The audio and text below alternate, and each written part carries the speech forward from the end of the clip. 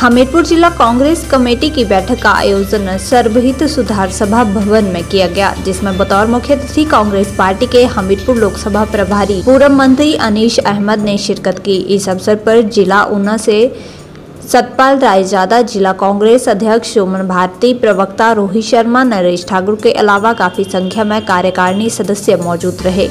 बैठक के दौरान लोकसभा चुनावों को लेकर रूपरेखा तय की गई, तो होने वाले उपचुनावों में भी एकजुट होकर काम करने के लिए आह्वान किया गया। हमीरपुर लोकसभा प्रभारी पूर्व मंत्री अनीश अहमद ने कहा कि महाराष्ट्र, मध्य प्रदेश में भी बीजेपी ने विधायकों को खरीद फरोख्त करके सरकार को गिराने का काम किया है।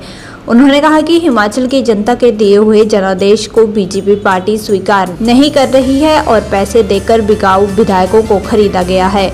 उन्होंने कहा कि हिमाचली लोगों के वोट का बिकाऊ विधायकों ने सौदा किया है और अब चुनावों में हिमाचल की जनता उन्हें कभी माफ नहीं करेगी। अनीश अहमद ने कहा कि देश में 7 चरणों में चुनाव होने जा रहे हैं और इसलिए कांग्रेस पार्टी आगामी 2-3 दिनों में सभी उम्मीदवारों का चयन हो जाएगा। उन्होंने बताया कि हिमाचल के लोकसभा व उपचुनावों के लिए कांग्रेस पार्टी के सर्वे के आधार पर टिकटों का चयन किया जा रहा है। कंगना रनौत के बयानों पर अनीश अहमद ने कहा कि बीजेपी कांग्रेस का मजाक बनाने पर तुली हुई है और प्रदेश का मुख्यमंत्री सुखू जनता के साथ चल रहे हैं।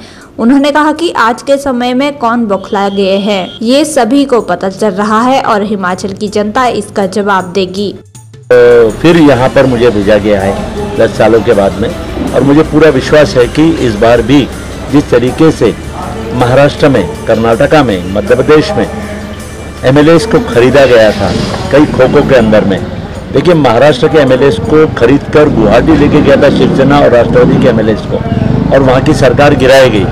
उसी तरीके से मध्य प्रदेश के अंदर में भी, क्योंकि वोटर जो है वो 5 साल का मैंडेट देता है, और 5 साल का मैंडेट देने के बाद हिमाचल के अंदर में 5 साल का मैंडेट, हिमाचली ने 5 साल के लिए किसी को चुन के दिया है, लेकिन हिमाचल का मैंडेट मानने के लिए तैयार नहीं है भारतीय जनता पार्टी, और उसके विरोध में इन्होंने यहाँ के कुछ लोगों को, लालची लोगों को पैसा देकर, खोके देकर यहाँ से स्टेट के बाहर लेकर गए, उनसे सौदा किया, और ये सौदा जो विधायक बिके हैं वो खुद बिके हैं, और उनको वोट हिमाचली के लोगों ने दिया था।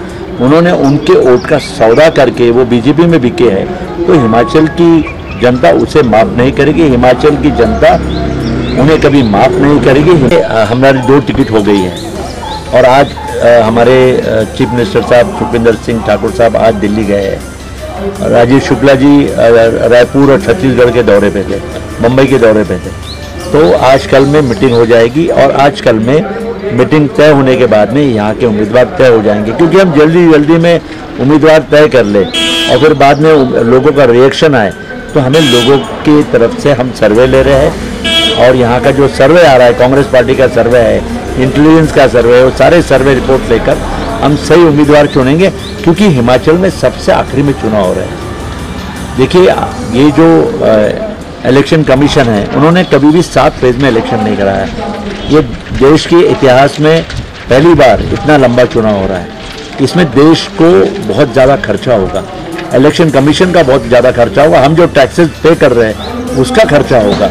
तो ये 7 फेज में इलेक्शन हो रहे हैं, और 1 जून को यहाँ चुनाव होने जा रहा है। अभी 40 दिन का टाइम है, अभी कल 2nd फेज की वोटिंग है, और 2nd फेज खत्म हो गया है, और मुझे उम्मीद है कि 2-3 दिन में यहाँ के हिमाचल के सारे उम्मीदवार कैंडिडेट डिक्लेयर हो जाएंगे।